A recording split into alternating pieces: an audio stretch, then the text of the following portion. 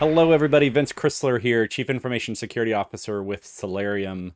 We're here today talking about something that's been in the news quite a bit, the Stryker breach.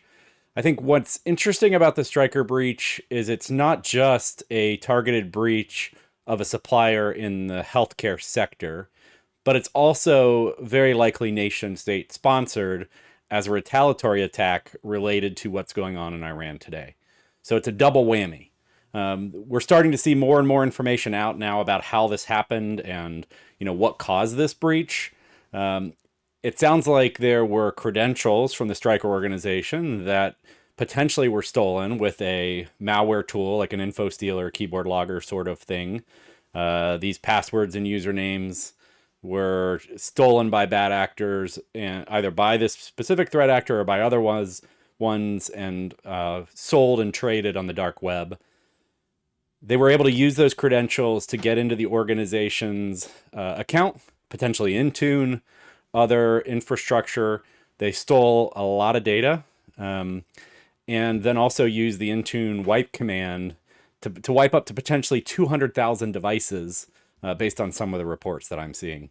So, just a devastating attack for Stryker in the fact that they stole a significant amount of data from the network, but they also wiped all the machines to disable them, not to mention, all of the healthcare organizations that rely on Stryker as a third-party vendor supplier and the ramifications there.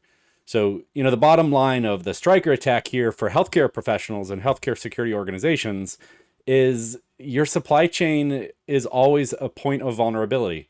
And we're just off of seeing healthcare execs at Vive and HIMSS, and this was top of mind for healthcare execs there as their third-party suppliers. In the past, we've used third-party supplier assessments where you have them answer questions about what their security infrastructure looks like and how they're securing things.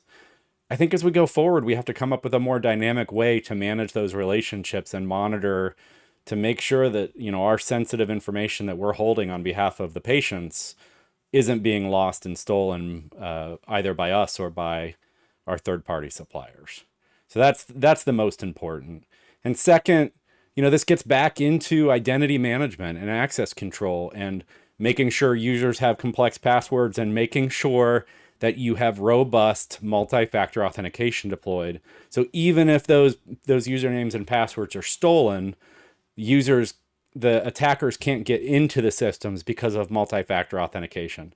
And, it is true that attackers are getting better and better at bypassing multi-factor. They have all sorts of methods for trying to prompt users and proxy that information. So user training is becoming more important as you deploy multi-factor to make sure users know that they should never be providing this to anybody else. They should never be responding to a text message. They should never be inputting their two-factor authentication on a system that they're not used to putting it into. So a lot of complexity here, a lot of challenges, and I'm sure there's going to be a whole lot more to develop on this Stryker incident.